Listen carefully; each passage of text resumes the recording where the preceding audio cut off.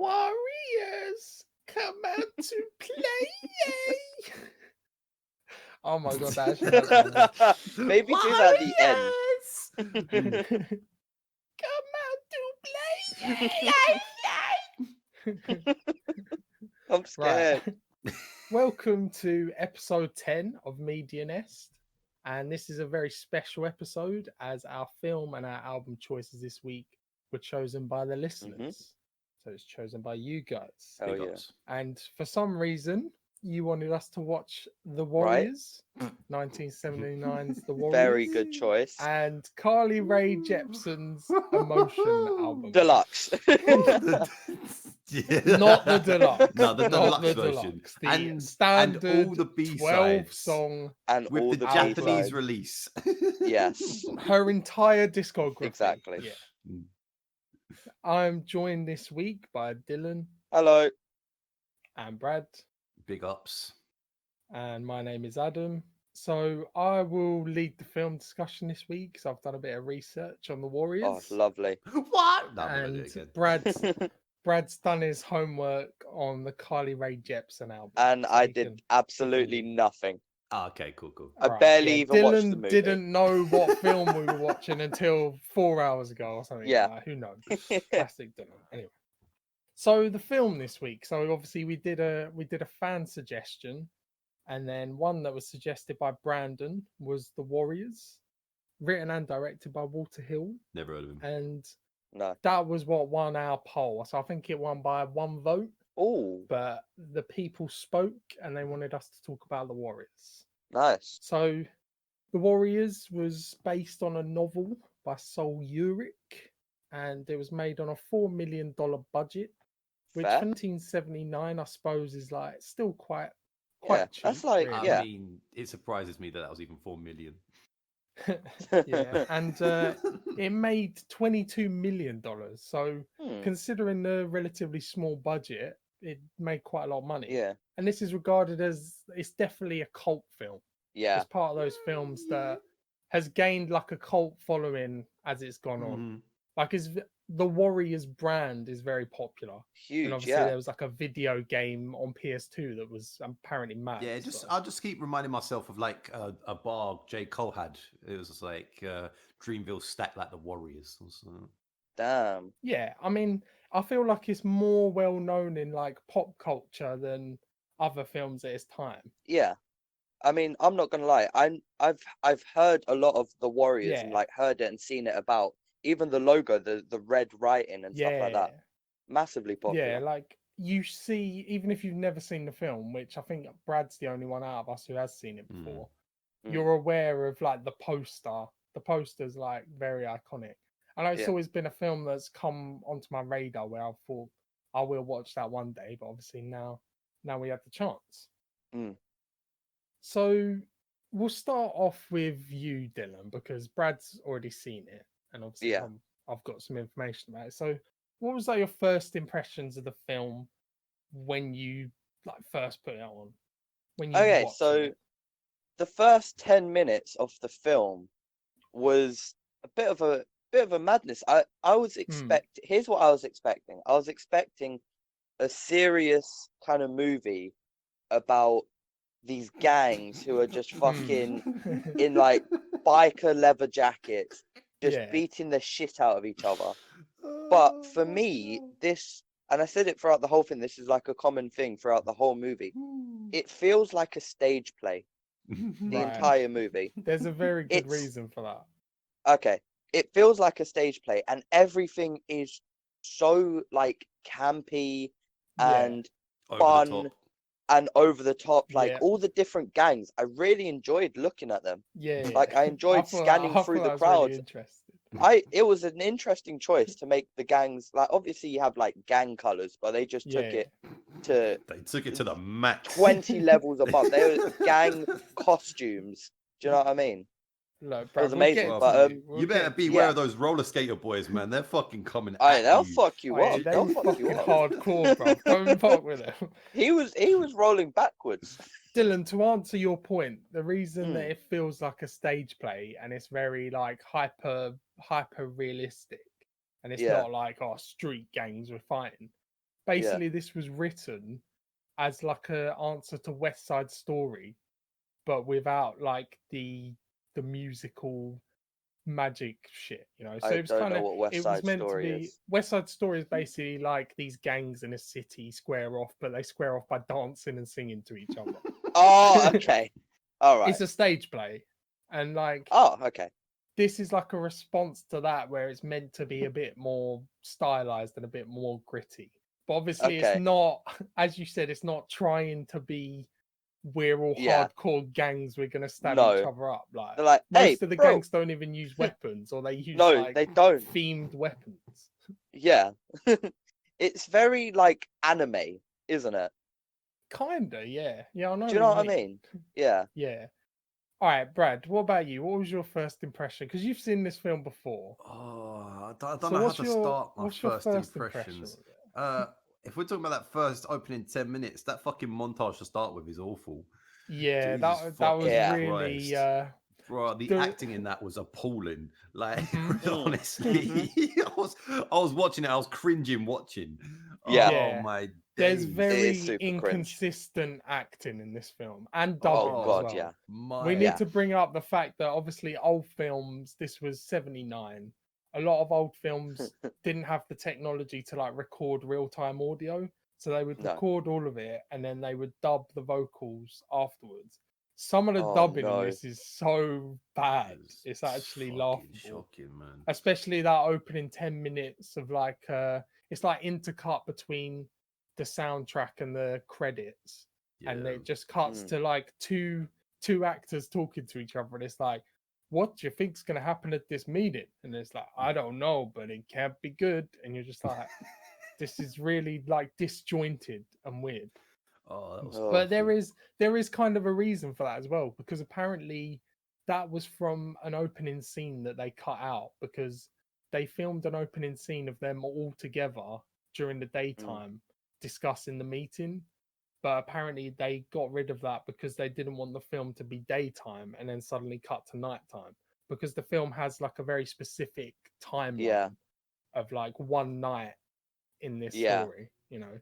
So that kind of makes That sense. makes But they sense. basically re-recorded some of the dialogue from that just between like a few people, and it is really clunky Yeah. and kind of laughable. Like Brad's right about that. That was shocking. But moving on from that, like the film has a very simple premise, but to me, I think the premise is really good. It's a good idea, because basically the premise is just, it's in like a non-realistic version of New York, where Yeah. you've got hundreds of different gangs and they all have like their own like names Niche. and their own niche. Yeah, you've got like the baseball gang, you've got the rollerblade gang, like Brad said. You got some skinny white boys in like leather jackets who like they were trying to be intimidating, but they were like the least intimidating gang ever. You've got the It's actually a joke. orphans, my favorite gang, The orphan. Right. Let me just quickly The say before I orphans are forget. fucking sick. The Yeah, orphans, the main guy who looked like an absolute Yeah. crackhead. He looks Mhm. like one of the McDoyle twins. yeah. Or No, McDowell do you know brothers? what? I was trying to think. He did look like a McPoyle. That's the one. Yeah. Yeah.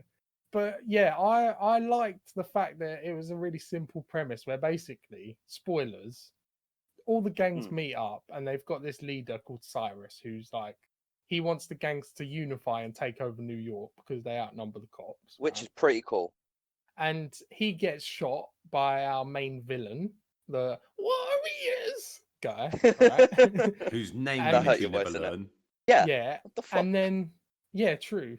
They might have mentioned it, but I don't remember. No, a they lot don't of the mention his names, name at all. a lot of the names in this, you don't find out their names until you like read the credits. Yeah.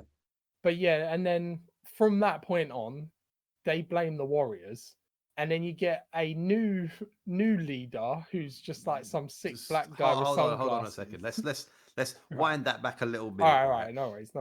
Okay, right. They blame the Warriors, right?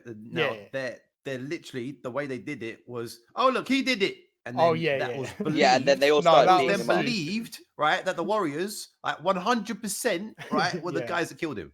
Yeah. Even though the Just- guy who blamed him It literally was had just a 'cause gun some in his fucking hand. crackhead. Yeah. Some crackhead was like, oh look, the Warriors did it, the Warriors. Yeah, I saw him. I did. It was 100% them. Yeah. Yeah. All right, let's fuck these guys up. Literally in a crowd of like 1,000 people, he's holding a gun. He shoots it, and he's like, "He did it." Yeah, that was pretty stupid. Sick 'em, boys. But yeah, then you get your new leader character, who I'll just say, right, he's one of the coolest guys I've ever seen in a film. The guy with his studded, he's got like metal studded kimono on. He's got those glasses that like the round fucking like blade glasses. You never find out his name, but he's just sick, and he's just like, "Give me the warriors," and he's got all of his gang of like, they're like Japanese kung fu inspired like kimono wearing gang. Like, I thought that was sick. To be fair, also, they were sick. Also clear on this, right? They never actually clearly state what happens to the main guy, the Warriors Warlord. He dies. He dies. Yeah, no, it's confirmed after the fact, Brad. Because I was reading up, it basically says like, even though you don't know in the film, he definitely died. Yeah, like just sort of elbow him a bit, and then he's like, apparently dead. They were elbowing him like in rhythm. They were like half the people going in. Then when that first half came out, the other guys almost went like in. dancing, really. I mean, the entire thing is very stage play. You know what I mean? Yeah. But like, I think that gang, the like kimono gang, was like the Riffs or something. The Riffs, yeah, they were sick. I thought I wanted. They were sick. But but and then from that point let me just finish the plot, Brad. Okay, fine. Because then we could talk about it. And then from that point on, all it is the Warriors have been blamed, and there's a hit out on them for all the gangs, and they've just got to get home. That's like the premise. That's basically from one side of New York to the other, so they have to like travel by train and stuff like that. They gotta get back to Coney Island. Coney Island. Hey, let's get down to the beach. But yeah, to me, I think the premise and the plot itself is really good. It's a strong premise for a film, but the execution is what kind of lets it down. Fucking diabolical. I wouldn't say diabolical. I'd say very inconsistent. Wait, say that again? Like the execution of how the film is put together. Yeah. My God. The concept is so cool. And even I think even the gangs and stuff are very cool. Yeah, like to have all of those gangs and like the movie in general is sick, but the actors and the actresses horrific. The fucking like everything about it is bad. Would it surprise you? Would it surprise you, Dylan, that most of the actors in the film were first-time actors? What? I checked out a lot of their filmography afterwards. No, and none of them really went on to do much of note after that. Wait, really? So you're telling me that didn't fucking skyrocket their careers? No, that's shocking. Not. But my thing is, I'm not sure if a lot of it was the actor's fault or just like the dubbing, because sometimes the dubbing was so bad that it was like impossible to tell whether they were good actors at all. It'd be like their mouth movements were going, and then it'd be like, "Let's go in here, hey, let's do this," and you just feel like that doesn't match at all. Yeah. But yeah, like, most of the acting was pretty bad. I did like Rembrandt. So Rembrandt's the guy who spray paints. I think he was good. I thought he was good. And the leader of the Warriors, like the new leader, mysterious dude who's like fucking stony as fuck. Yeah, I thought he was okay. He was a bit better than the others. And I also quite like Vermin, who was like the most New York guy, the stereotypical New York guy. What one's that? You know when they go to find the Lizzies, the girl gang, and he's like the white dude with the curly hair, and he's like, "Hey, we just hit the jackpot. Hey, look at all these women around." Yeah. Oh, this guy. Yeah, he's sick. I like him. Yeah, Sylvester Stallone's cousin. Yeah. Yeah. No, I thought he was actually kind of funny. I think I quite enjoyed his character. Yeah. And with him as well, they were going to kill him off in that Lizzie scene.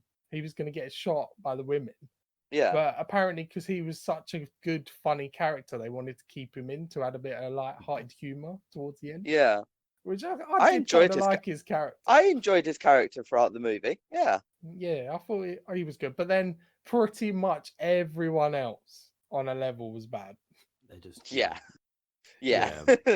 For me, I think like I'm probably more tolerant of old films where I know the limitations they had. So a lot of old films, like I recently watched Mean Streets, which is Martin Scorsese's first film. Okay, you got Robert De Niro in it, you've got Harvey Keitel, but even that, because it's so low budget and the dubbing is really bad, even that kind of feels like this, where it's like, is it bad acting or is it just the limitations of the time? And obviously Robert De Niro and Harvey Keitel went on to be some of the best actors of all time. So I give them a little bit of leeway because of the time, but that still doesn't excuse a lot of the dialogue in this because it is terrible. Well, it's not just the dialogue, but the plot line's fucking awful as well. I disagree. I would like to disagree a little bit. So, Brad, why is the plot line awful? Yeah. For a start, why do these people have no emotions to the people that die in this film? Yeah, that's a good shot, to be fair. Like, seriously, hold on a sec, right? So you lose your war chief, right? But it then doesn't get mentioned at all throughout the rest of the film. They're just like, they don't even mention he's dead, right? Yeah, they mention in the next scene, basically, like, war chief's been taken. It's like, okay, carry on. All right. Next guy, right? The guy who dies in the train station, right? Yeah. Later on in the film, where they're trying to count who's missing, right? They completely forget about this guy. They literally don't even say his name. They're just a little fact about that, right? Just quickly. The reason that guy was killed off was because he was meant to have a bigger role in the film. And he was meant to be the love interest for the woman. I can't remember her name. The orphan girl, But apparently the actor who played him was such a dickhead, and the director hated him so much that he just cut him out of the film because he didn't want him on set anymore. So when he died, and he just like got thrown onto a train, and then they moved on, and they didn't mention it at all. That was just because he fucking hated out of spite. So the director of this movie was like, "Yo, fuck it. I know it's gonna fuck up the movie, but fuck this guy." Yeah, because apparently he was just a massive dickhead. Fair play. Because I don't remember what he looks like or anything. So the director did a good job. Like, when I disagree with him saying the plot is bad, because the plot of the film is good. It's the way I think the plot is executed. There are a lot of things that don't make any sense and are like really jarring, and you'd be like, why are these characters acting that way, right? To me, the worst character in the film is Ajax. Because, right? Oh, for fuck's sake. Are you meant to feel sorry for this guy who's clearly like a psychotic rapist? Psychotic, homophobic, racist. Yeah. Do you know what? Because the weird thing with the film, right? One thing I really like about this film is it's like a really diverse cast. So exactly. You don't often see like 70s movies with like half such black a cast, range. half white. There's like Latinos and Asians all in this together. Honestly. And they're all like mixed up in the gangs. But then also you've got some characters just shouting out the F-bomb and like trying to molest a police officer. Honestly. Fucking thing. Honestly. And then like when he gets arrested, I was like, thank fuck for that. This guy needs to be put in prison. Yeah. But all the other characters are like, they got Ajax. And they're like, oh no. It's like, well, we meant to feel sorry for this guy. But no, it's like the movie, there's almost like a subplot to this movie in that, if we all kind of just stick together and we're all this one gang, we can change things. That's kind of like a me making up a subplot in my mind. But you've also got this, like this one character who's literally the scum of the earth. Yeah. He's like, there's a woman alone here. Better go rape him. Fucking go sort this bitch out. Yeah. Literally. Like, that's not even a sign of the time, or like exactly. It's literally him just saying, she's asking for it because she's sitting in the park. That's literally what he says. He may as well have said that. Yeah. See, I was hoping the other characters in the Warriors would be like, mate, you're out of line here. Sort your fucking life out. Yeah. That's what I was hoping. Like, but when they were like, carry they were on, like mate. saying like, dude, come on. No, at one point they were like, this isn't the time for this. Yeah. So there is time. Is there time for this? I was hoping there was going to have some division in the squad, and half decided he wanted to be war chief, and the other was like, nah, this guy's gonna be war chief. Yeah. And then they had like some sort of division standoff, but that never happened. So. No, it feels like there could have been more. Like, definitely. And also, so you're talking about how the plot line isn't bad, right? So at the ending part of the plot, right, where you've got the guy who's killed Cyrus, right? They're confronting the warriors, right? And you ask him his motivations for killing the guy, right? This entire film was built upon this motivation for killing Cyrus, and his answer, I don't know. I just like doing things like that. Shut the fuck up. I know. Right. Brad, no, Brad, I can't deal with this, right? How can you build a film, right? Your motivation for the entire film was, I just like killing people. Fuck off. Do you know what? The thing about that scene, that whole scene pissed me off so bad, right? These guys are gangsters. These guys are the scum of the earth. They are the hardest nuts in the city. Yeah. My guy gets a little boo-boo on his wrist from a little penknife, and he's standing there dying, literally crying, right? And then every time he talks, he's like, but why? I don't want to do it. And it's like, what the fuck is this guy? Whose leader is this? Because he is not my leader. Yeah. Right. I slightly disagree, because I did quite like the fact that I agree that was like really stupid, where he gets a knife thrown in his arm and he's just like, and he drops the gun and no one picks up the gun. Yeah, but when he says I just like doing things like this, I actually quite like that line. I thought it was kind of good. Wow. This is the entire motivation the film was built upon. I feel like that was kind of self-aware. I feel like he was playing it up just for the sake of it. Because obviously you've got the famous warriors come out to play, right? Yeah. That was, for a start, that was all ad-libbed.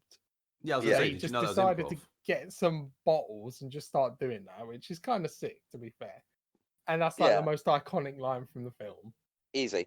Yeah. And I feel like he was hamming it up so much. And it was so ridiculous that I actually kind of liked his character as a villain. He was so cartoony, but I thought that was very kind of amusing. Yeah, his voice in itself was just irritating. Yeah, but it was jarring. But I think it was definitely a stylistic choice. I feel like he was trying to be like the most weaselly scumbag crackhead ever portrayed, and he succeeded to me. Like, he did a good job as that. What you mean, like when he screams at the girl who he steals candy from? Yeah, that was funny. What funny? I don't owe you anything. Bro, that was hilarious. It was a lot more high pitched than that, man. And I can't go that high. But right, Brad, our villains in this story, the worst thing they did, they shot a guy, but the worst thing they did was steal chocolate from someone without paying. Our heroes were trying to rape women, so I'm siding with the crackhead guy. I stand with crackhead Steve. Yeah. Or whatever his name is. Or the baseball guys. Like, what did they do wrong? The baseball guys are fucking amazing. They are gay icons. I stand. I love them. Fuck Pride 2020. We're talking Pride 1977. Honestly. What was your favorite gang, though? What was your favorite gang? Bro? Oh, I thought it was so stupid. I'm not gonna lie to you. Yeah, but who was your most stupid gang then? The McPoyle gang is great. The orphans were fucking amazing. The orphans. Alright, here's the thing. I know they were like going through like kind of like easy people to hard people. That's what they were going. That was it was like boss levels, wasn't it? Yeah, it's like if they were on the Monopoly board, the orphans would be the Browns, right? Yeah. But they were so bad. Did you see when they got their weapons out? So they all ran in, and like one of them had like a lamp, one of them had like a fucking wooden spoon. One of them had a potato. A potato peeler. No. So after they've blown the car up, right, and then it goes back to the guy who's hunting them, and he's like, the orphans got wasted. I was like, how the fuck did they get wasted? Yeah. They stood next to a car that blew up. How was that getting wasted? They died. They all died. They all fucking run away. But no, let me just reel up again for a second, Adu. I'll answer your question in a sec. But Brad, you said so the plot for the guy who said like, oh, I just want to do it because I want to do it or whatever. Yeah. I think that makes sense because out of like 100 gangs, there are going to be people who don't want to unify. Do you know what I mean? Yeah. But he was the crackhead who killed the guy. So it makes sense. Are we going plot. back to sort of the Batman plot line where it's like some people just want to see the world burn? Is that what you're trying to put out here? Yes, but worse. He was the Joker in this story. He walked so the Joker could run. Okay. Yeah. That's all I'm saying. You know, I resign. I'm fucking done. How do you know Heath Ledger didn't base his performance on this guy? I'm fucking done for you guys, I swear. Heath Ledger did a character study of this guy. Yeah, literally. But yeah, Dylan, what was your favourite gang then? So I've already mentioned the baseball gang. Fucking baseball brilliant. gang. I love them. I think they are the dumbest thing. So there was a point where they were like all fighting, right? So the Warriors were fighting the baseball gang. Yeah. And one thing I like to look at when like in any actiony movies is like when people have like swords or bats, if they're like, you know, in Star Wars, let's say they're aiming to kill and stuff like that. These guys were doing a beautiful choreography of like hitting baseball bats and twirling and shit. Yeah. Literally. Again, I've mentioned these guys are LGBT icons, okay, with their beautiful. No, it's amazing. I love them. Do we want to talk about some of these action scenes though, where baseball guys were literally just standing there waiting to be hit? Like, yeah, no, stuff like that. Right. I'll just say, right, all of the action scenes in this film are terrible, but pathetic.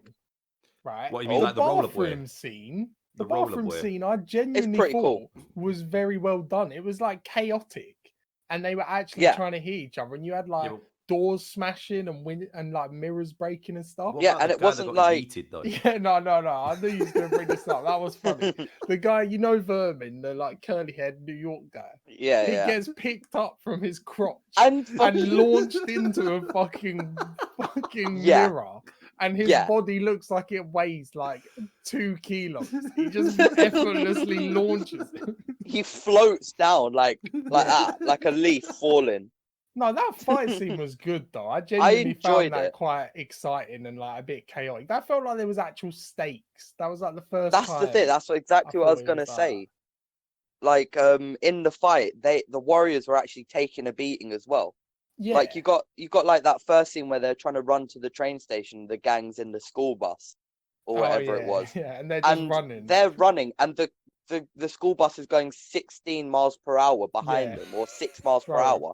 There is so much running in this film. If you want to watch a film where 50% of the runtime is guys running after each other, then this is the film for you. This film inspired Mo Farah. I did say during the runtime of this film, I was like, these guys must have excellent cardio. During the runtime, word for word.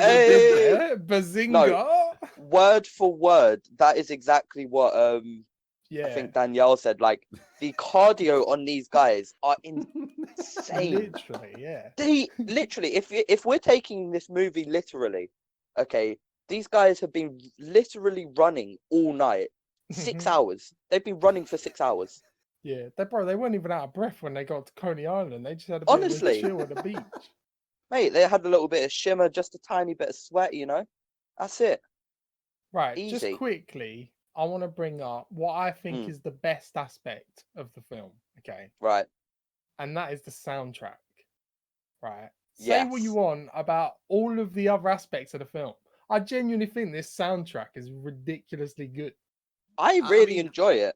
The one part I did enjoy about this film was the radio presenter. I'm not gonna lie, that was the radio presenter was cool. That was different. Yeah, and all the songs she played tied into the plot as well. I quite like that. It was like some of those songs better get running and stuff. I mean, I mean, 1970s. This was like apparently this was the first soundtrack.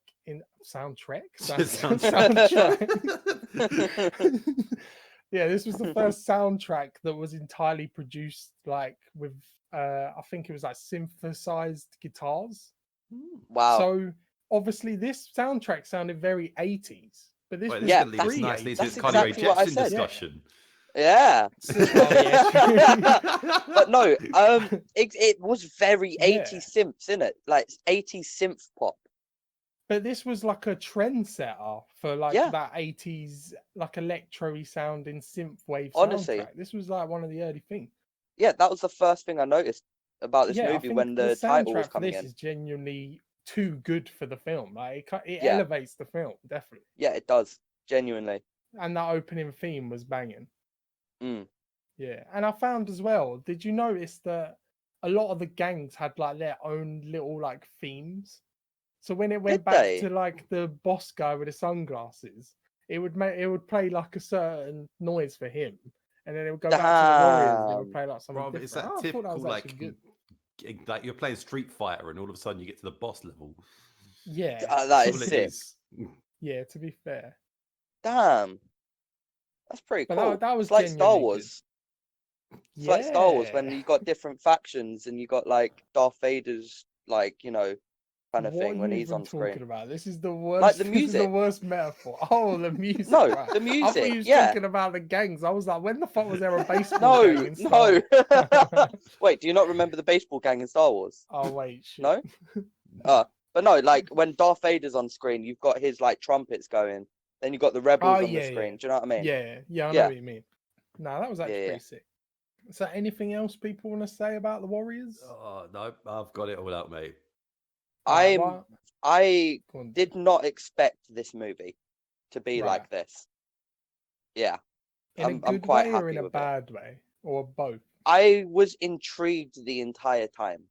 Yeah, yeah, I kind of agree with that. Like, there is a lot about it that I hated, but surprisingly a lot that I quite enjoyed. Yeah, Like, Actually, once... Yeah, go on, Brad. I was just going to say I'll highlight one more thing as well as Yeah. our unlikely love story. okay, that Oh was my bad. God. that was bad. That was What the suspect fuck? as fuck as well. It was like It was weird and kind of predatory and... yeah, it was creepy. Yeah, didn't like it. Didn't It like was it. not romantic at all. Mm-mm. No. Oh my God, wait. The scene where they get off the train on Coney Island and he finds a white flower on the floor and he gives it to the lady and is like, hey, I gave this to you. And she's like, oh, that's nice. And then he's like, yeah, I just don't like to waste stuff and shit, you Yeah. know? Bro, Is that you know what a he way of reminded him saying me he of? doesn't like killing? Yeah, I don't Bro, know. he reminded me of like a fucking gangster in London, like a Mandem. He's just like, no, I don't Yeah, give a it's shit like, about oh, anything." bro, honestly. Hey, bro, Bruv, got no, to I chat to don't the even- ladies nice here. I don't even like girls, you know. I just like keep them around, innit? Like, fuck 'em. In it. But really, Like, deep literally down, it. he's a softie. Soft Exactly, with the ladies, he's a hard with the flower men. boy. You know what I'm saying? Like, Yeah. And But yeah, right, no, one this final movie is thing. great. Yeah. Yeah, one final thing for me. My overwhelming thought while I was watching it and once it finished was that this film would be a very good film to remake. Right? Really good. Because all of the things I like about the film, like the premise, the art style, the soundtrack, you could Yeah. remake with better acting, better writing, not the limitations of the time. Make it a bit more gritty and make like the fight scenes actually Honestly, good. And they I can think have it a would huge actually be budget for incredible. this.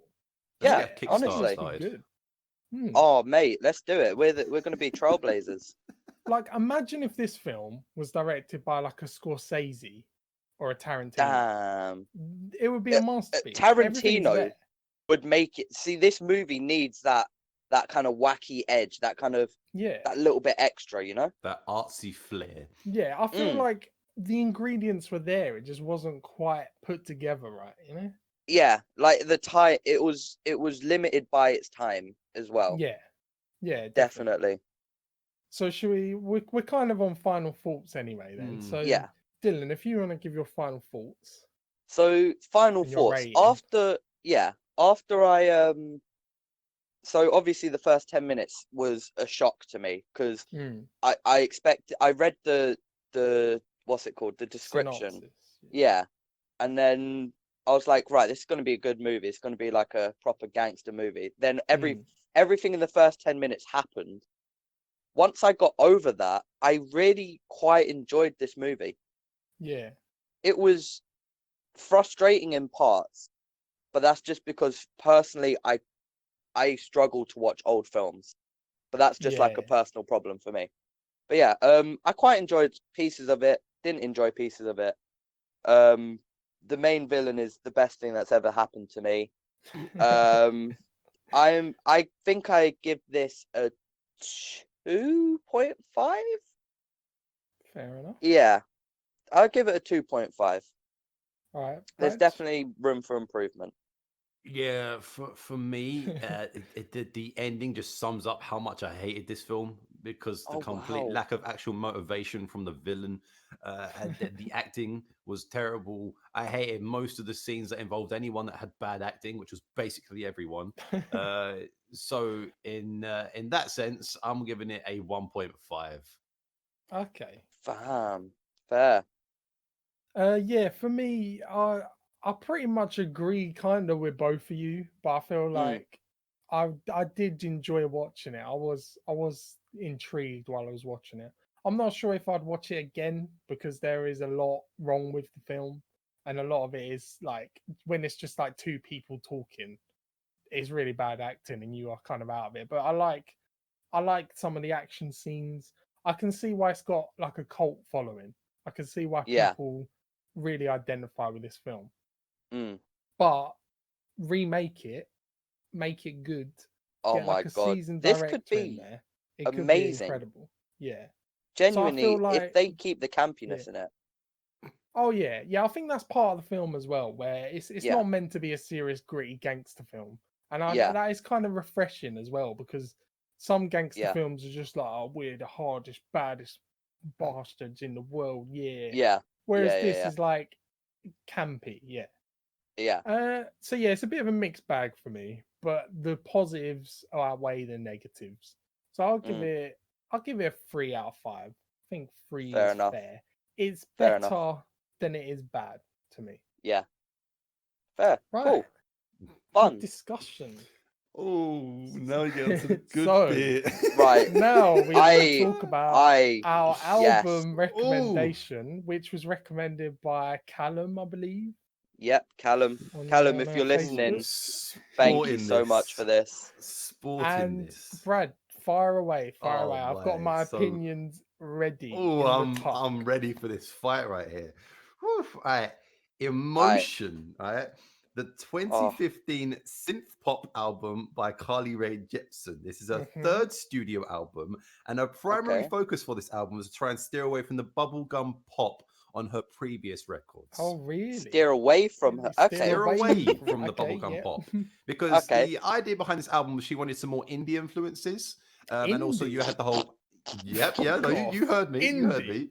Indie, yeah. She Fuck wanted the off. more indie influences in there, right?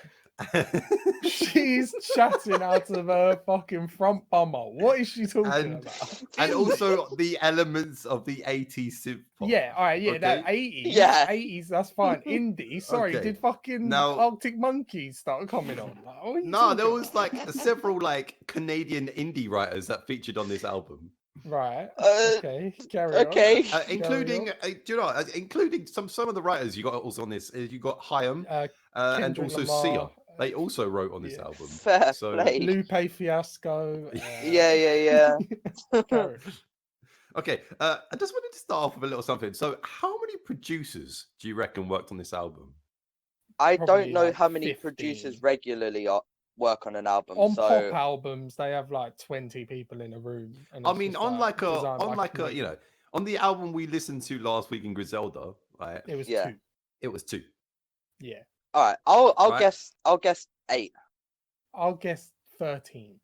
Okay, well, the actual number was closer to 24. Oh my god. Wait, so all right, when you talk about producing, what does that like, how do you have 24 people making one song? No, it's like 24 people worked on the album. So it might not necessarily been 24 people worked on one Okay. song. But But you might have still, had there's like only 12 6 songs. people work on one song. No, I feel like pop songs, for like a Rihanna song, it's not uncommon for there to be like 8 writers, 7 producers on one song. It's just like people in a get room, it. they're like, We'll just buy Oh no, all I the think talent and get them to do shit, Rihanna's the worst because I swear Rihanna once had a Yeah. song where there was about 22 writers on it, and I It's was any just pop artist. gobsmacked It's with just that. any pop artist, basically. And that, like I say, 22 writers on one song. I was like, how many writers do you need for one song? Right. Genuinely. Okay. My mind's blown, but yeah. Anyway, moving on Ooh. from that, this album has been widely praised and received a lot of positive reviews across most platforms. It's featured in various 100 albums of the decade from publications such as let me finish. Right, from various publications such as Genius, Pitchfork, Billboard, and Rolling Stone. Yeah, Brad, quickly, right? My only being aware of this album is that I heard I Really Like You about when it came out, and I fucking hated it. And then when I was scrolling through all of the decade album lists, the best album of the decade, this was consistently top 10. And I literally said to you, what it wasn't the fuck? top 10. Why is this album? Some of them they were. It was at least top 20. Yeah, well, like I say, in the publications I've noted, Genius it came 30th for the decade, Pitchfork it was 47th, and Billboard and Rolling Stone it was 50th out of 100. Oh, but that's in the entire decade. So you think about how many Are albums you come out in a fucking decade. kidding me? So I was looking at these lists, like, what the fuck? Am I missing something? And we'll see. We'll see if I was missing anything. So commercially, the album flopped in the US. It sold only 36,000 copies by the end of 2015. 36K. I think its first week was about 16,000. That's actually trash. That is trash. I'm not even joking. I reckon we could sell more. Week. No, I'm not even joking. Like small like indie artists, like Griselda sold more than that on their debut album. What the hell? Although she did have a good following in Japan, because in Japan it's been certified gold, which means she's had over 100,000 buys in Japan. Right. So moving on from there. So guys, this is not something we would have ever, I think, suggested to each other. Definitely. So not, going into this, right? How did you perceive it before you even heard a song, Dylan? So here's the thing, right? Let me just make this fact known. So for about 6 years of my life, maybe 5 years, I don't know, I had a Carly Rae Jepsen song as my waking up alarm tone. Okay. I had, what's that one famous song of hers? Call Me Maybe. Call Me Maybe. I had that song. You did not. I had that song as my album, as my alarm tone, because I hated it so much. No. I hated it so much that when I heard it in the morning, I'd instantly get up and turn it off. Instantly. As soon as it started, my eyes, like, you know, in SpongeBob where they do the scenes where it's just like that. Yeah. Like when they just open that was me every morning. I'd turn it off and I'd wake up straight away. It worked because it's my most hated song of all time. Ever. So you were gassed when they voted for it, yeah. So when this album was voted, I think I messaged Callum and was like, dude, what the fuck? I think I said, so I messaged my group chat saying to everyone to suggest an album, and then I messaged after saying, boys, can we be serious about this? But he genuinely likes it. Wait, there was some that said a Mastodon album, wasn't there? So yeah. That was my other mate. Yeah. But yeah, my thoughts going into this is Callum really a true friend? That's what I thought. And for me, right, as I've said, I'm aware of I Really, Really Like You. Okay, heard that before. I didn't choose to listen to it. It's just there. I heard JPEG Mafia's cover of Call Me Maybe. That was interesting. And as the voting was coming through, because obviously I was controlling the polls, so I was keeping an update on it. And when we got to 2 hours before the deadline, this album wasn't even in second place. It was in third place, right? And there was, I'll be honest, there were some albums I wanted to get up there more. So I posted another status saying, by the way, if you haven't got your album votes in now, make sure you get them in. Little did I know that the people who were gonna vote after that voted for this album and made it number 1. I was triggered. I was like, why? Yeah, why have they done there this? were some great albums. Yeah, really great albums. I would have preferred William Shatner. Shatner Claus. Right, boys. Let me admit something. Jim Croce. I voted for Shatner Claus over this. So did I. Yeah. Yeah, and this still won. That's probably why it won. That was probably why it won, because we were voting for other shit. Right. And then obviously I was putting off listening to this album all week. Yeah. And I finally put it on. Yeah. And the album's called Emotion. I went for a range of emotions. That's all I'll say. Oh, okay. I went through no emotions. Oh. Yeah, so me, obviously I've heard a couple of these songs because they were released. Call Me Maybe, I remember it being a massive hit. I bet you loved it. My one thought going into this album is that lyrically it's going to be atrocious. Of course. I was just like, hold on a second. If it's anything like the lyrics from Call Me Maybe, this is going to be fucking awful. Yeah. And you was massively surprised you were wrong. Let's move on. we dive in. So Run Away With Me, the first Let me start. track. Go on. This song is the meme song. The meme Adam, song? please tell me you know this song. The trumpet. It is a meme. There's a really famous meme of like a fucking dog floating into space. Oh, right, yeah. And but there's isn't this it thing. like massively distorted where you can't even tell what it is? All right, that's probably why. Yeah. But I heard right. So let me just admit something. I listened to this album about 2 hours ago, right? Right. And classic. Yeah, and I put it on, and I literally sat up. I was like, "This is the meme song. This is the meme song."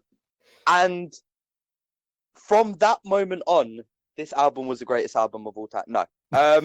So I thought that this song,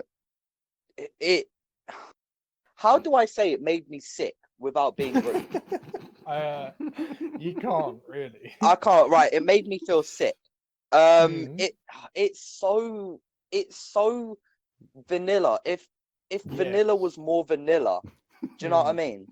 It's like if ice cream was made out of milk and that's it.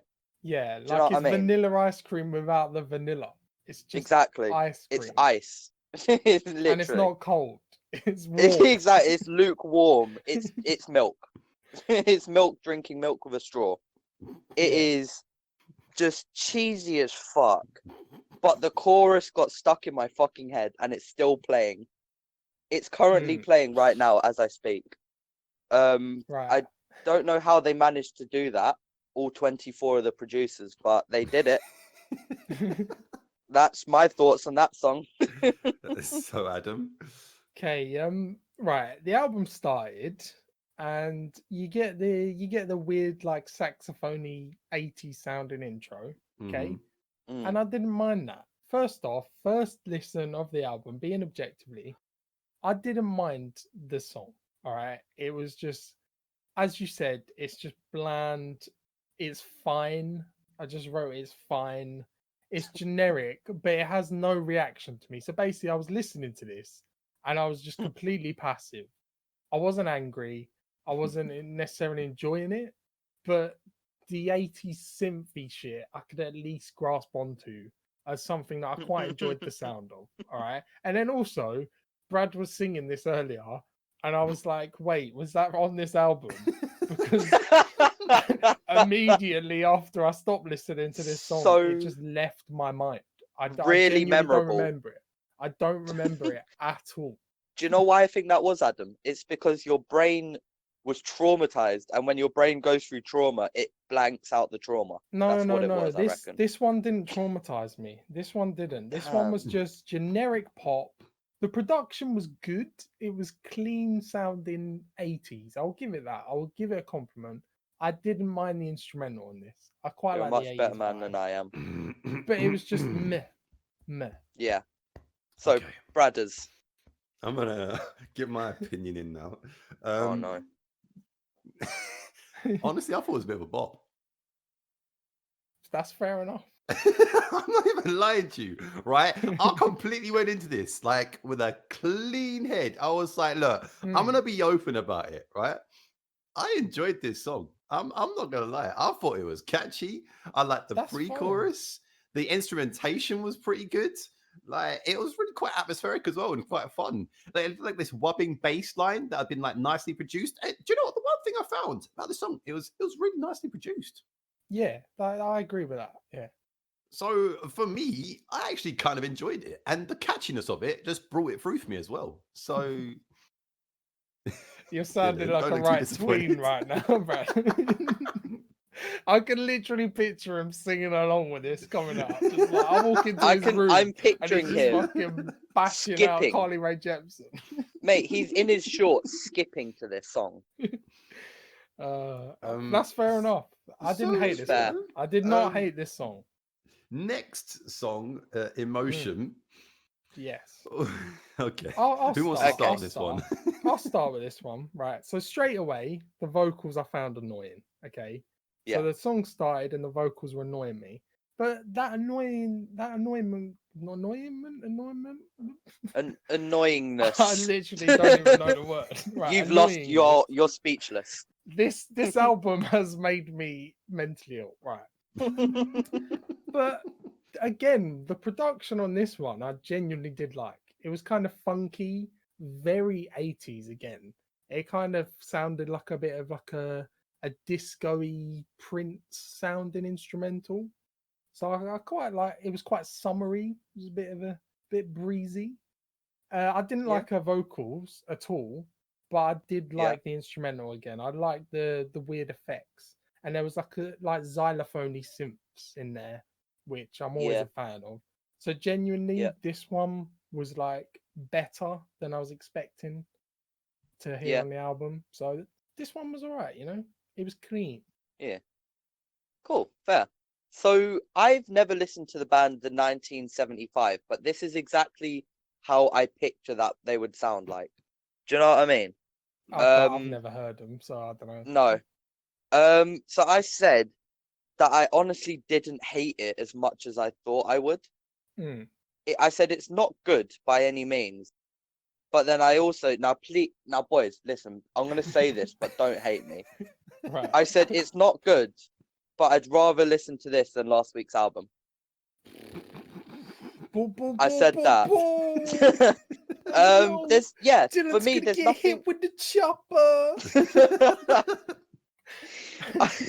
I said there's nothing special here. There's nothing that stands out. It's just very like poppy, but it's not bad. It's not terrible. Inoffensive. That's the word. It's inoffensive. Yeah. I mean, everything about this is inoffensive. It's meant to be like your girl next door typical kind of sound. So no, but when I say inoffensive, I mean not annoying. It's yeah. So for me, the production again was pretty good on this one. The guitar lines in there's some really cool, distorted guitar lines. That was quite nice. Vocally, I thought she was really bad on this song. Yeah. It sounded like at some point she almost sounded like she was struggling to sing the hook. Probably, so it really just put the song off for me because it didn't sound like she could do it vocally. There are songs later on this album where she uses vocal effects to make her voice sound fuller, and I feel like if she did that on this song, it would have made it better. So, and that's all I have to say about that one. So moving on to the best track of the album, boys. The best track of the album. I really like you. Adam, you can start, mate. First thing I wrote. Okay, I'll just read out exactly what I wrote, right? Yeah, go on. Here we go again, right? Verse is fine, but bland. Okay, so firstly, I was like, it's all right. It's a bit of shit, but carry on. The chorus is unbelievably annoying. Unbelievably annoying. Awful, grating. Fucking, what did I even write there? I think I was so angry. I just started writing random shit. Oh, I wrote television. She was elongating every word, right? every single word she was saying was like, she had to do this for every fucking word, right? I said, make it stop. By the second chorus, I am raging. I was honestly angry. He started writing in hieroglyphs. And then I wrote, right, I am at a year 7 disco and I am angry. I'm standing in the corner and I'm fucking raging. I honestly could not stand this song. I don't know how to put it into any more words. I could not stand this song at all. It made me want to punch my window. Brad, do you want to go next? I'm not gonna lie. I love it. All right, so let me just break it down a little bit, right? All right, break it down. All right, the drum track I thought was really immersive. I really like the drum track part of it, and also the cool xylophone feature. That was also a really cool feature of the song. Because there was a few like cool synths in there, which made it a bit more interesting to me. Lyrically, I'm not going to say it was the greatest song ever, but it was catchy. I mean, it was catchy. Let's be honest. It's not catchy. It never leaves your head. It's an earworm. Here's the thing. So I wrote, right, the synthy drums are kind of cool in it. That's what I wrote. Yeah. Okay. Yeah. And then I was lying in bed, right, and I was listening to it, and I just started to laugh out loud, just like out loud, because it's a bit of a bop. Oh fucking hell! It's so disgustingly cheesy and poppy and it was catchy as fuck. And I was sitting there laughing. I was sitting there laughing because I was pissed off. No, do you know what? I got to this point and I was laughing myself because I was like, why do I like this? Honestly, I hate myself right now. I was not laughing. I was fucking clenching my fist like Arthur. No, I was sitting there kind of like fucking, bopping. Jesus Christ. And I hate myself. And that is now going to be on the internet. So, right. Can we move on? Next track, Give Me Love. Right. Now, I'm going to start off here, right, by saying this is the best track on the album. What? Right. What? Are you fucking serious? No, you're no, Brad. Say psych right now. You're trolling. Say you're psych. Trolling. Right. No. Because personally, I felt like this was the best produced song. You are having a fucking tin one, mate. What are you talking about? Right, I know these are opinions, but you're just wrong. To the point. To Gary, the point you where your point, I put this into a playlist because I enjoyed it so much. You're a fucking masochist, mate. Oh God, you need to hold a bang. What the fuck? We need to have an intervention right now. You're cancelled. Right, so but this song was so well produced, right? Some of the simps in there were really cool. And I like the chorus had this like I don't even know what the sound was that was holding through the chorus, but it was sick, right? It was like a little house track at some points. Like, it was cool. Right? Okay. And there was some really cool backing vocals as well. So honestly, I really enjoyed this track. You really, really, really liked it. I'm not even joking. I'm a man, right? And I'm gonna sit here and tell you right now that I enjoyed this track. That's fine. Good for you, bro. Good. That's good for you, bro. I'm glad you found happiness. Right. I said the beat is okay, but there's a fucking annoying repeated percussion noise that happens every single line that is pissing me off. Right. First off, I don't know what it was. I can't remember it. It was just like some weird noise. The chorus is terrible, right? Yeah. Step 1 of making a Carly Rae Jepsen song. Come up with a generic phrase. Step 2, repeat it 18 fucking times every chorus. Step 4, repeat the chorus 4 times. I wrote incredibly repetitive, with 3 exclamation marks. Oh At this my point, god. I wanted to turn the album off. You said this is the best song on the album. You said it was well produced. I think this is just as bad as I Really Like You. This is a 1 out of 10. This is fucking terrible. Adam, I was angry. wholeheartedly agree. I said, yeah, this is a big fucking no from me, Chief. I said it is so unbelievably basic. It was the most simple drum pattern with her saying "Gimme Love" over and over and over Literally and over and over. over. And then I said, why does she sound like an infantile 14-year-old? Her voice pissed me off so much. God, Agreed. at this point here, I was literally just fucking raging. Yeah. I was angry. Whereas Brad was bopping up and Brad down. was there holding his headphones closer to his ears. Hey, look, you can hate all you like. No, listen, you can like whatever you like, bro. You do you. You do you. Next At the end of the day, I know like I've got this diverse palette of music, So no, this is swell. Music. I can after this, I record. can go out and go listen to some death metal and feel okay about myself, So That's fine. That's fine. That's fair. Good for you. Right. Track 5. Right. Next track. All That. Who wants to Can start? I go first with this one? Go on. I'll go first with this one, right? Go on. After the last 2 songs, I really wanted to turn it off. I really, really didn't want to listen to this album.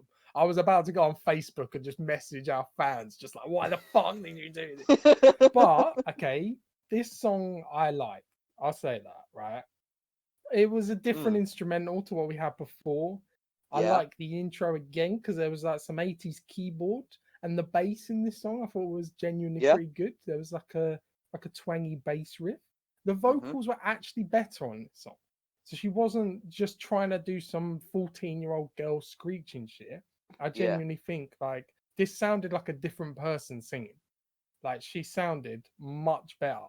Yeah. And for me, this song is like heavily inspired by like Kate Bush and Prince of like 80s pop. And I don't think think a lot of that genuinely stuff was inspired by Prince, but it's fair. No, like the instrumental was very Prince. Like fair enough. The disco-y bass and shit, right? And yeah, her voice is genuinely pretty good on this one.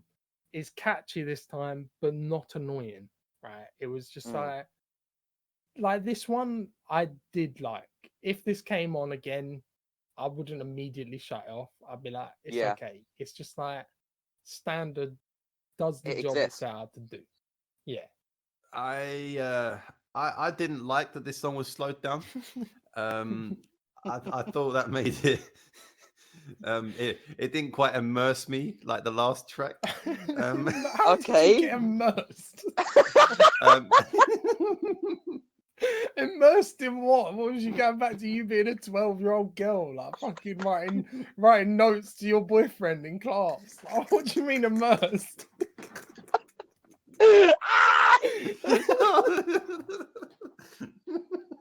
No, Brad, keep going. You found I'm not asking you to understand yet. Bro, it's fine. It's fine. Sorry, carry on. There was some cool synths in there. There was some nice vocal layering. But I thought this track just went on a bit and it got kind of boring for me. So fair enough. The track. I said the backing, like the track is actually kind of cool. I liked like the twangy guitar-y stuff in the background. I did say the lyrics were not for me because they just weren't. I think you might find on the next song the lyrics are really none of the lyrics are for us. Yeah, but I said if someone else was on this track instead of her, this could genuinely be a really good pop song. I said if it wasn't her, if it was someone like, I don't know, who else is popping? I don't know, someone else, anyone else. West Side Gun. It could have been. Yeah, if it was West Side Gun, spitting bars shoot about your fucking face killing off, bitches. Hey, yeah. Could you imagine him on this guy? Oh my god. But no, I wasn't offended by this. I listened to it and I was like, yeah, this is alright. Yeah, that's literally probably my reaction. Yeah. Okay. Okay, we'll move on to right. boy Problems. problems. Yeah. Let's go. Did this immerse you, Brad? Did this immerse you? Right. Based on the title alone, I'm already worried. You see Carly Rae Jepsen, you see boy problems. You're just like, you already know what this song's gonna be, okay? But it was more upbeat, all right? Do you know what this song really reminded me of? The like instrumental wise, it sounded very similar to The Weeknd's "Can't Feel My Face." Did anyone else notice that at all? Well, I feel the problem because I swear that song came out after this album. Right, so maybe he copied her, right? Because it was But very I mean, similar. the sort of The Weeknd 80s theme, the 80s theme that sort of, and don't forget they're both Canadian as well. True, there we go. That's it. So I mean, I feel like that 80s theme has sort of been introduced quite heavily into sort of Canadian pop music recently. So I'm not saying it's a complete rip-off, but this did remind me of that song. The vocals were like really screechy and off-putting on this one. I did again like the bass. The bass seemed to be pretty good throughout most of the funk album. bass line on this was actually pretty sick. No, I thought that was good. The beat was quite rhythmic. This one, like for instrumental wise, it was a bit of a bop. But right, I'll just read out some lyrics for you. Oh, I wrote down some lyrics as well. It was basically just like this is like paraphrase, but I've got worse problems than my boyfriend, and it was just like I've broken up with my boyfriend, but I don't care. Ooh, fucking that immersed me immediately. Yeah. And again, no need to throw violations right now. Repetitive choruses constantly. It's just like their chorus is just one phrase or two phrases repeat over and over again. Where I feel like I was in a fucking fever dream. Like it was never ending. The thing is with that is I think that's her niche. I think her niche is drilling in a phrase so that you remember it and you go, oh, that's Carly Rae Jepsen talking about boy problems. You know what I mean? Because what she's saying is bullshit, though. That's okay doing repetitive phrases. Like we talked about Prodigy, where they just have like repeated phrases, but their phrases aren't fucking terrible. You can't just write a shitty lyric about my boyfriend left me, but it's okay, and then repeat it because I don't want that drilled into my head. I've now got a hole in my head. But then again, this isn't for you. Do you understand? Yeah, I was going to say, do you understand that you are not the intended audience for this album? Yeah, I know. That's 100% true. Even then, lyrically, even then though, it's terrible. Yeah. Even if you're a 12-year-old girl, right? Or whoever enjoys this album, apparently critics loved it, right? Even then, you can write a song about breaking up with your boyfriend and you're fine, but it doesn't have to be terrible lyrically. Just straight up, the lyrics are bad. Yeah, agreed. Okay. I'll come in with this. I said, I'll read it out, the first sentence. I said, her voice is so jarring in this, bare nasally in that. That's what I said in there. It was really annoying, just like a record scratching. That's what it sounded like to me. I did say that I really liked the track. Like it's a good poppy kind of upbeat feel good track, not the lyrics or the singing or anything, but everything else. It was pretty good. And then I said a song talking to your gals on the phone about boy problems somehow isn't a song that I'm interested in. That's what I said. Okay. If this song could be a really strong pop song, like a charting pop song, do you know what I mean? But she exists on it, so it's not.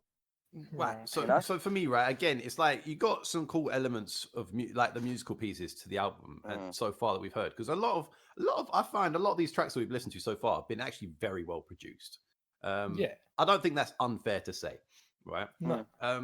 So on that side is part of like why I have enjoyed this album so much at this point. I'm not saying that this is the greatest album of all time, but this song highlighted a few issues for me. That was the lyrical content was awful. And then it just seemed to lack that cutting edge, because on previous songs where I've said vocally she's not the greatest singer in the world, is she? Let's be honest. No. She can only sort of hit certain highs, and this song very That's much showed fine. her limitations. Yeah. And another thing, I thought she was trying to sing too quickly on this.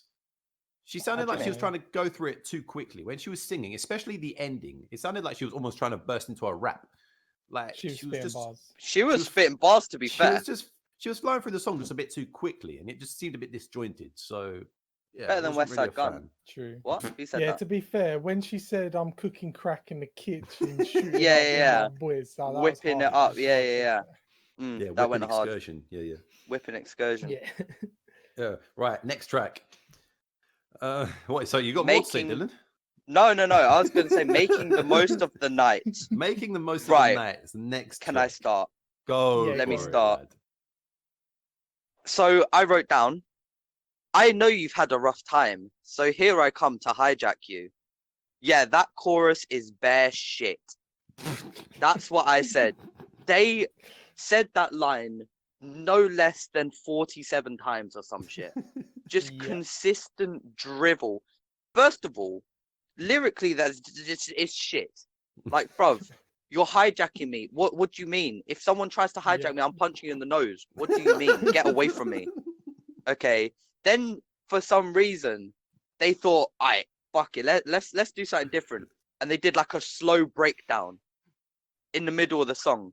And no, just no. It was not fun. It was not a good time.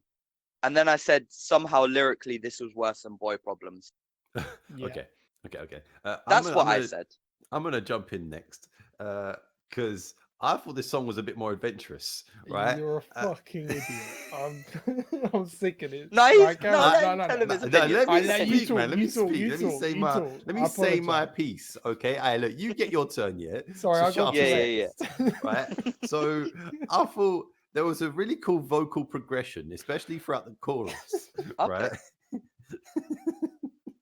And I also really like the chopped up pieces of like the samples they had done. Again, I thought that production wise, this song was very good. Because That's fair. they chopped up the 80s samples, they'd thrown them about a bit, and then they added some really cool distorted guitar noises in there. And that really added to me, as well as like the difference, because the chorus vocally transitioned differently to how you'd usually imagine a pop song. So for me, that it was because it was a little bit different, it added a bit more of the feature to me. So that's where I was at with that song. Fair enough. Yeah. That's fair. Okay. That's fair. Everything Brad has just said, I could not disagree with more. Okay. This, not only is this probably the worst song on the album for me, this is one of the worst songs I've heard in a long time. I thought the production on this was atrocious. The singing was genuinely mind-numbingly boring, annoying, fucking rage-inducing all at the same time. Literally, as you said, right? All I wrote was, please, I was begging at this point, stop repeating the same line over and over again. Bro, that's pop music for you. No, this is even worse. Was there even any verses on this song? So I don't even remember. It was just literally the same line over and over again. I felt like I was in like a dystopian fucking regime where they were chanting the same line at me over and over again. Honestly. You're comparing this song to North Korea. Yes, right. Fucking hell. Genuinely getting really annoying now. Just make it stop. I want to stop this album. But I did say the softer breakdown was mildly interesting. But that was more because songs to go, mate. That was more because she wasn't repeating the same line over and over That's again. fair. That's and fair. You said about the choppy instrumental that you liked. I just thought it was messy. It sounded like uncompleted. It sounded like someone put their song together and was like, we got this pop here, and then they sneezed and just fucking rearranged it all and forgot to put it back. This song was terrible. Okay. Amen. You're entitled to your opinion. Of course. Next track, Your Type. Yes. I want to start with this one. Go on. Honestly, I thought this was just a horribly generic. And it just felt so standard, and it became even more subpar when the lyrical content was just so weak as well. So I think for me, this is probably the worst song on the album. Fair enough. Fair enough. I said the exact same thing. So generic. Did not grab me at all. But I also said, so I don't know if you guys have ever listened to Churches, that Scottish No. band. Yeah. Yeah, so it sounded exactly like that. When it started playing, I genuinely had to check if I was like on the right album. Like I thought it skipped to another album or some shit. Because Right. it was very Churches to me. And I said that again for another couple songs after this. But yeah. I'm not a fan of the Churches at all. Let me just point that out. Very generic, very boring. No flavor, you know? There was no spice, you know. It was No like someone put spice. chicken in the pot but didn't put any salt on it, you know. It's like putting chicken and black pepper and lemon. You know what I mean? Shout No, out to Nikos. there's not even black pepper and lemon. Yeah. This is just a chicken breast put straight into the oven. Yeah. This is Dry. boiled chicken. It's boiled Right. chicken. This don't ever song, say all right, that. this song was not as bad as the previous one for me. I did like the fair. instrumental, so I thought the beat was actually kind of interesting. The instrumental had some decent layers in there, and it at least developed. I feel like all the other songs, you just have like instrumental here, chorus, instrumental. This one kind of changed a bit. So genuinely, this song, if it was instrumental and she wasn't on it, I probably would have liked it. The lyrics are just fucking garbage again. It's just what are you even doing? Just again, just say the same shit over and over again. Who gives a fuck? People are gonna buy it anyway, even though they didn't. Sold 16K a week, so you shit. And yeah, it was just meh, bland. Fair. Just meh. Yeah. Nothing much to say about it. Next track, Let's Get Lost. Yes. Who would like to start here? I did get lost. Yeah. Go on, Adam, for you. Okay, this song, I liked the more erratic production. So this one was actually kind of a bit more fast paced, and it kind of dropped in at the beginning, and it was like a bit more electro-y, you know. To me, this song could be summed up by just saying this is a super generic Diet Bjork song. This is like if you took a Bjork song and took all of the creativity out of it, and you're just left with Diet Bjork. And that was definitely what she was going for. Because she stole Bjork's look as well. That is the best thing I've ever heard. It's like you want your Coke or do you want your Diet Coke? Yeah. But in all fairness, right, I did like the funky electro like vibe this song was giving off. I didn't hate this one. The vocals are just meh. Lyrics bad. But the instrumental, again, get rid of her, put Bjork on it, add some more good shit. It would have been a good song. Fair. I basically said not much about this song because it kind of just I glossed over. Yeah. There was nothing there. But one thing that did get me, so there was a little saxophone thing. So, like at one point, and I fucking lost it. I fucking lost it. And then she starts trying to whisper, "Let's get lost." And at that point, I don't know if it was supposed to be sexy or just like whatever, but I fucking lost my shit. Bro, that was because like there was a saxophone. It was fucking amazing.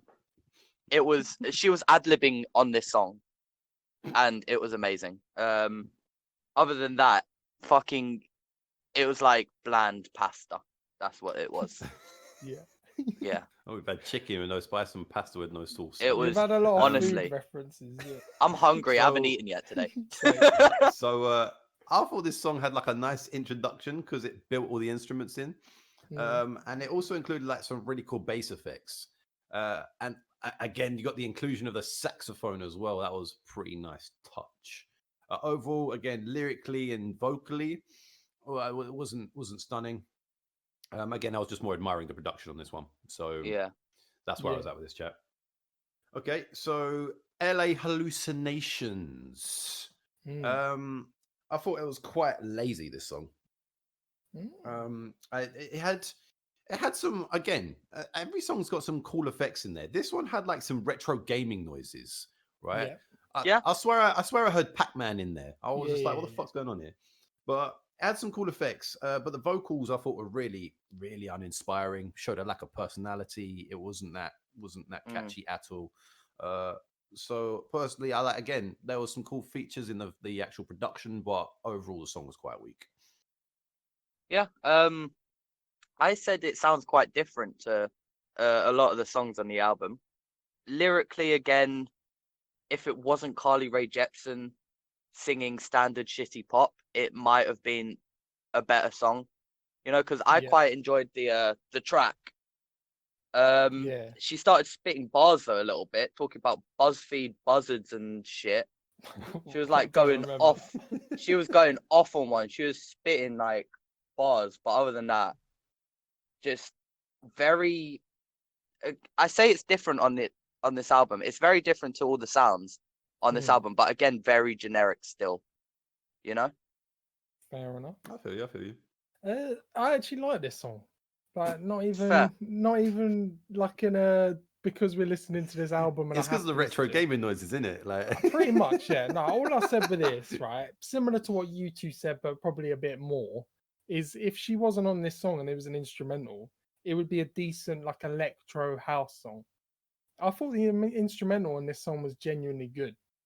Like I really liked the backing vocals were like looped, and they were like there was like a distorted effect on them, and that was just like something I enjoyed.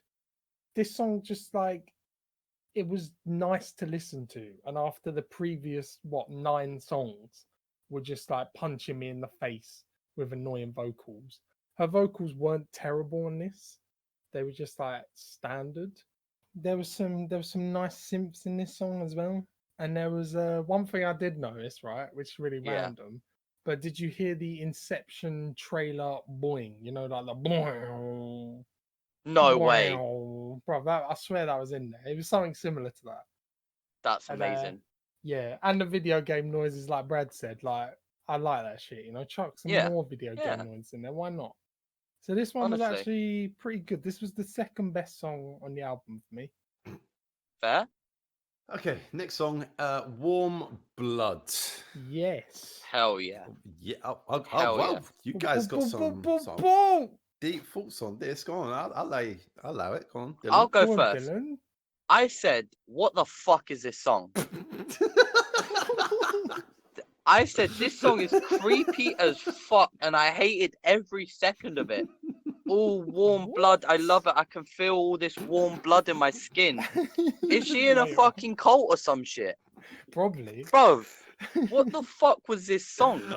Okay. Honestly, you probably got to look at this album and say this song has the worst lyrics on out of all of them. I mean, we've had some trash lyrics, but this song has the worst lyrics. She's in a cult.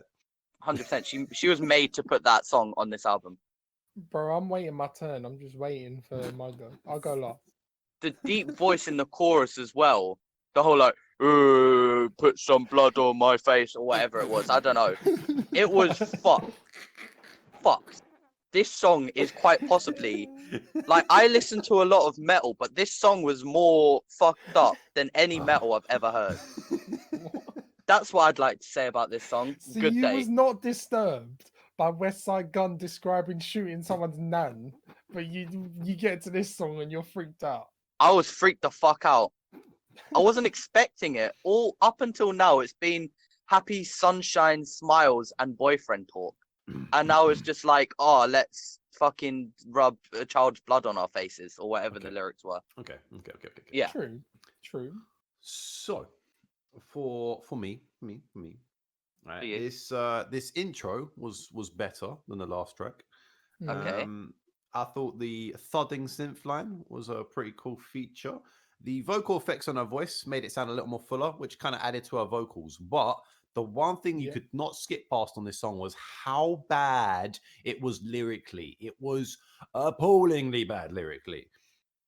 It was also one thing I noticed on this song as well that had been used throughout the album constantly. It was like that stargazing synth. Do you know what I mean? Yeah. Oh, okay. So like that had been used constantly, and I was like getting irritated of it by that point. I like that. That was good. Carry on. But overall, there was some cool production on this song, but the song is awful. To me, right, This is by far the best song on the album, and I genuinely enjoyed it. What? Bro, did you listen to this? Bro, I like this song. I really like this song. This song is an 8 out of 10. Alright, I'm out of here. I'm not even joking, right? I'll tell you everything I said, right? Firstly, I said, okay, I really like the build up. So it started off and it was like building something a bit. The bass is genuinely kind of hard, not gonna lie. Like I weren't expecting that do from be what I've bumping heard in the whip, previously. It was kind of bumping. Not gonna lie, right? You had some like whoop whoops in there in the background. You had some like whoop whoop whoop going on, right? Yeah, that's what I said about that thudding synth line. Yeah. I said, holy shit, is this dubstep? Bro, there was like some dubsteppy elements in there I was feeling. This is probably why I like this song, but there was synths in this song that sound exactly like Crystal Castle's first album, right? So to me, this just kind of sounded like a watered down version of Crystal Castle. That's why I liked it. But also, right, it was genuinely a bop. I was bobbing up and down for this one, not gonna lie. Did you listen to the lyrics though? This is the first time I've genuinely liked her vocals. I thought because her vocals were quite filtered. She had like heavily synthesized vocals on this, so you couldn't hear how shit her voice usually is. And I like that. I genuinely like that. I like the chorus on this song as well. I'll make it clear. I did not pay attention to any of the lyrics because I just assumed after the first song that makes a lot more sense. sense. That makes sense. After the first song, I was not listening to the lyrics checked out. I just did not give shit. Yeah, that but makes also sense. The warm blood and the weird culty shit. Like I quite like that anyway, so that's fine. Like, as you said though, Dylan, this was like a darker song. This sounded like nothing else on the album. It was like it came out of nowhere. Where previously it was like, I'm gonna get a lollipop and I'm gonna kiss my boyfriend. It came out of the depths and now of it's like fucking Satan's asshole. Yeah, and now it's like wipe the blood on the child. Literally. I feel that, you know. I kind of feel that. I like that vibe.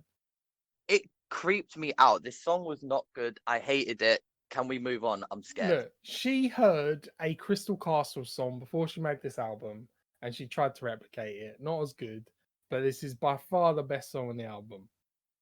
8 out of 10. Cool. Yes. Fair enough. Last track of the album, we have When I Need You. Oh, let's go. Let's go. Wait, Brad, stop. This isn't the last track. We've still got the deluxe. Oh, the deluxe. The yeah, the rest of the deluxe, and then the Japanese releases, the B-sides, the Japanese release B-sides. Because you said you really wanted to talk about that, so you know. Yeah, no, I want to do all 26 really, songs, really wanted to talk about it. But no, let me go first. When I Needed You. No. When I Needed You. Okay, so again, I got huge like Churches vibes with the synths and stuff like that. A lot of that. But this song is so fucking messy. It is an assault on your ears. There's like drums and synths and like fucking crashing cymbals and fucking bells and whistles and everything. And I thought I was having an aneurysm, honestly. I thought I'd start to bleed. Then her singing was weird because it was like fake. It sounded fake. It sounded like she was trying to impersonate like a Disney princess kind of thing. Do you know what I mean?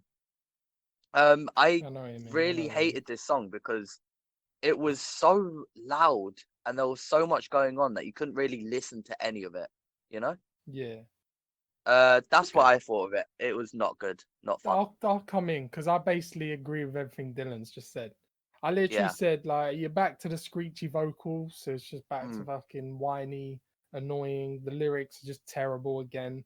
The bit where she's like, "When I needed you, you," started doing some fucking woo woos. I was just like, "Get out of here with that shit." And as you said, right, the instrumental sounds off to me. It was like busy, but not in a good way. Like you can have instrumentals where it's like kind of clashing and stuff. This one just sounded a bit. It was weird. It like really it was mismatched. Yeah, it was really like uncomfortable. Where the instrumental didn't make sense, and she felt like she was singing on a different song. Yeah, it feels thrown together. Annoying chorus again, standard. And like, when am I meant to listen to this? Like, who's listening to this? Because even the generic pop people, like, would they even enjoy this? Because it's just it's like a bit fucking of weird. everything and nothing. Yeah, this was just bad Yeah. musically, and it just did Yeah. nothing It else. was It bad. was just like I'll jump in. it I'll just jump in. petered out Yeah. the whole album. I Right. quite like the crash of everything together. Fair enough. Personally, right, I thought there was some really cool synths in there, and the bass line had some crazy cool effect on it. Right. So overall, for me, it was like there was all these crashing things together, and that bass line taking it through, and it carried it for me. The only thing I could say I didn't like about this song was the really corny talking sections. Oh God. Yeah. Do you even remember? You're looking at it like you don't even remember. No, honestly, I don't remember. Honestly, it was like some sections where she's like, "You come to me at dreams at night." Oh no, bro. Yeah, now you've just. I remember that being terrible. I just removed it from my brain. Personally, that for me was like quite annoying, but overall, I didn't hate the track. So fair enough. So I feel like Brad's just read both of our notes and he's just decided to like say do everything. The yeah. I genuinely like the songs. I enjoyed a lot of this album. I'm not gonna lie to you. This was a pleasant surprise for me. Honestly, that is fine. That is fine. Right, so on that note, should we get on to final We'll thoughts? get on to final thoughts and ratings. Yes. Who wants to go first? I go on, Dylan. You sound like you're ready to spit it out. I'm ready to end this. So, this album was not great at all. There were elements that I enjoyed here and there, but it wasn't elements that I'd actively seek out to enjoy. Do you know what I mean? I enjoyed a lot of it purely because it was the best of a bad bunch, I don't think I'll ever listen to this ever again. That's a given. I don't think I'll ever listen to her ever again, like on purpose. If it comes on an accident, I will turn it off. Not a fan. I'm going to give this 2 out of 10. Okay, right. Yeah, I'll go next. The last album we listened to. Maybe we can end with some positivity from Brad, because obviously this is our fans' choice episode, and we've basically just called our fans dickheads to their face. Yeah. The album, like, I could just sum it up by there was one song that I did like because it sounded different from the rest. There was like 4 songs that were fine, but they were completely forgettable and bland.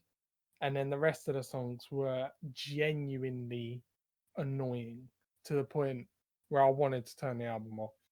And I was trying to work out, like, did people suggest this or vote for this because they were just trolling and they wanted us to be miserable? Or do people genuinely like this album? But literally from the critics and everyone else's reception to this album, I feel like I'm the odd one out. And I'm just like, what the fuck? That makes no sense. But overall, you take like that one good song out, and this album is just shit. It's just dog shit. All right. I don't mean to be rude, but this album is fucking terrible. It's incredibly annoying, but the production kind of saved it a bit for me, right? So it's not a 1. It's not a 1 out of 10. It's not the worst thing I've ever heard, because if you took her off all of these songs, it would probably be listenable because the production's actually kind of good. Yeah. So I'm going to give it a reluctant 3 out of 10. Just because of those good songs and the production and nothing else. Okay. Right. So personally, I the production on this album overall was really strong. Vocally, she showed off in some places when there were some good vocal effects she used. Some other times where there were no vocal effects and it was sort of left down to the raw basis of her voice, it kind of lacked a little bit. The lyrical content of the album, again, was 100% not directed at people such as ourselves. Of course. Even then, I feel like in some sections it was pretty weak writing. I mean, you could take like a kid's nursery book and do better writing in that. So I mean, yeah. So personally, my overall enjoyment of the album was good. I feel like would I listen to it again? Probably. That's where I'm at with this. Okay. And even there was a song that I added into a playlist. So I mean, I got something out of this album, and therefore I have to rate it higher than like a 5.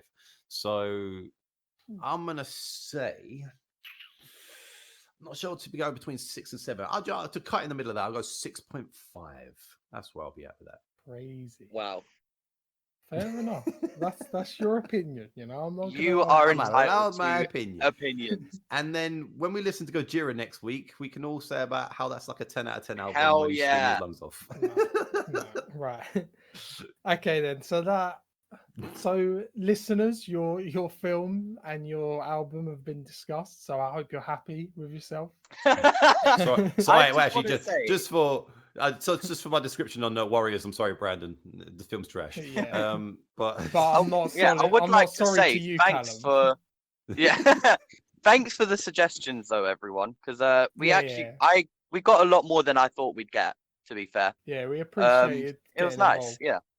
Yeah. And so now we also have some questions submitted by the listeners as well. So there's a couple here that we can run through pretty quickly, and then we'll do like a big one. Okay.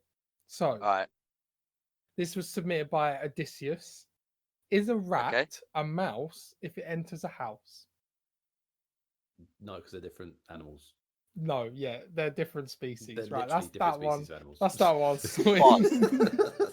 Pause. Submitted by Jack. How many chicken nuggets could you eat in one sitting? So I've got an answer to this. I've done like 32. Done 32, like a whole bag of those like Morrison's ones. So I reckon if I had to, maybe like between 40 and 50. If I've got some decent sauce. Yeah. So I've done minimum 40 before, because I once got 20 boxes of nuggets from McDonald's. Do you know what? I've got a very similar story. For a coach journey. For a long ass coach journey. It was like 8 hours. And I ate all 40 of them and 2 large fries. And I was still hungry afterwards. So I'd say 60. If I was pushing, I'd say 60. Okay. Definitely 60 with some chips on the side. Can you top that? Yeah, I was on a lad's holiday one time, and I challenged a girl to see who could eat 40 nuggets quicker. So I went into McDonald's. Thankfully, the McDonald's there was actually bare cheap, right? And I bought 80 nuggets, right? Just so we could have this nugget off, right? I clearly won because I ate all the nuggets. I mean, I don't know how many more than 40 I could do, but I can do 40. So nice. Brad, I reckon you could do a decent amount. If I can do 60, Brad, you can do more than me. You can do 120. That was a good question. Right, the next one. This was submitted by Simon. If the roof is on top outside and the ceiling is under and inside, why is the roof of your mouth not called the ceiling of your mouth? Oh no. I mean, oh to be no, fair, I don't like that. He's got a point. Why? Yeah, but I mean, it's we're like all encompassed. Are you on a boat within the ozone? Or are you in a boat? So therefore, the roof is encompassed in that sphere as well. So I think he's right. I think why is it called a roof? Of the roof of your mouth when it should be the ceiling? I think this shows a glitch in the Matrix, and this just proves that we're in a simulation. I feel like this is a too deep a question to go into. That was too much. My brain hurts. We'll do one more because there's like 3 big ones here, but we'll do one more. All right. In 40 years' time, this was submitted by Brandon, so we can make up for his film. In 40 years' time, what will people be nostalgic for?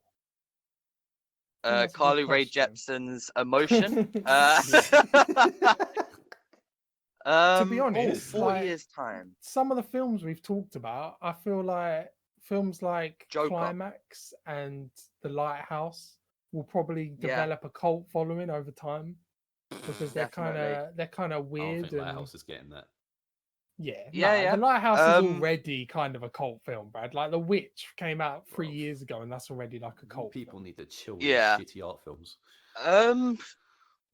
In terms of like, I'm not sure. 40 years from now, so 40 years ago, That's Hmm. the 80s, right? That's basically the Warriors. That's what we just talked about. Yeah. Like 1979 is like 40 years ago. So What would be the most nostalgic movie in 40 years, do you reckon? you said Joker. I don't think Joker at all. I feel No, like I Joker's dying I'm out just trying. I'm already. just You know? spitballing here.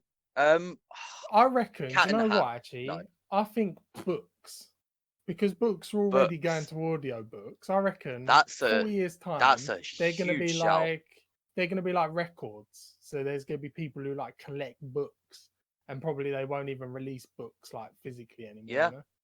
Well, maybe even Well, So the thing CDs is, then. I was gonna say the same thing's gonna happen with like CDs because you're getting a lot more downloaded DVDs, albums Maybe. DVDs. nowadays anyway. I mean, people aren't buying physical copies of albums anymore. They're buying the downloads. Yeah. At some Yeah. point in the Yeah. Same future, with we're going to go movies. fully downloaded. But it's like vinyls had a kickback. Everyone started buying vinyls Mm. again because it was very Vinyl was niche. bigger than ever. Yeah, Yeah. definitely. But also another thing, talking more of like a piece of media, I think Yeah. superhero films, because Oh yeah, there will be a like huge die yeah, down now.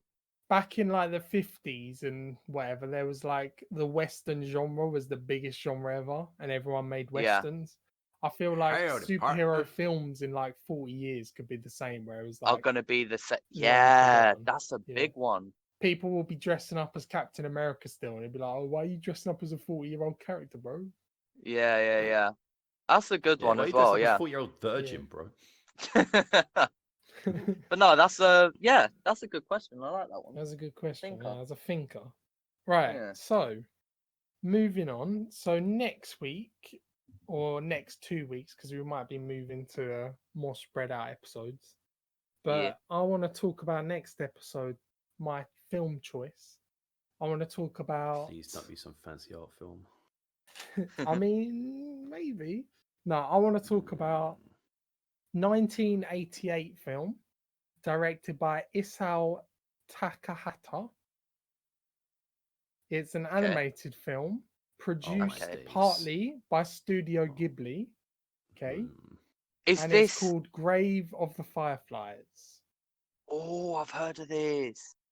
Okay. So My Neighbor Totoro came out the same year, and they were kind of a double bill, but they're very different, right? Yeah. So I want to talk I've about 1988 never, animated film Grave of the Fireflies.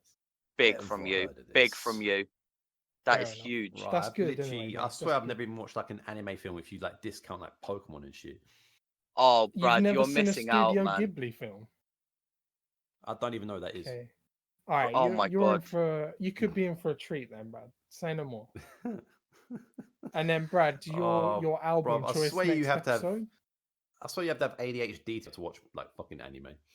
Nah, not the old No, ones. Trust me. it's not anime. It's not anime. It's not Brad. anime. It's animated film. Yeah. It's It's not some of the anime most at all. beautiful storytelling I've ever watched. Anime films, like the old anime films. Trust me. Trust. Yeah. Okay. Yeah. Album choice. All right. So going into this, I wasn't Still haven't quite decided. sure where to go with my album. No, I know what I'm going for, but I was just like Okay. explaining the process of it because you guys, Right. you were saying that I've picked very rocky albums so far. So I was Yeah. thinking, do I go to the other end of the spectrum and like go something like full on pop ballad, you know? But Mm, I've decided I want to listen to Caustic Love by Paolo Nutini. okay. I don't know what the Good fuck choice. that is. Nah, that's a good choice. All right then. Paolo Nutini. Yeah. Paolo Nutini. You'd have heard some of his songs, trust. Okay. 100%. So that was our fan special episode. So I hope you enjoyed listening to this one, and catch us next episode for Grave of the Fireflies and Paolo Nutini's Caustic Love. See you then, guys. Bye bye. Peace out. Bye.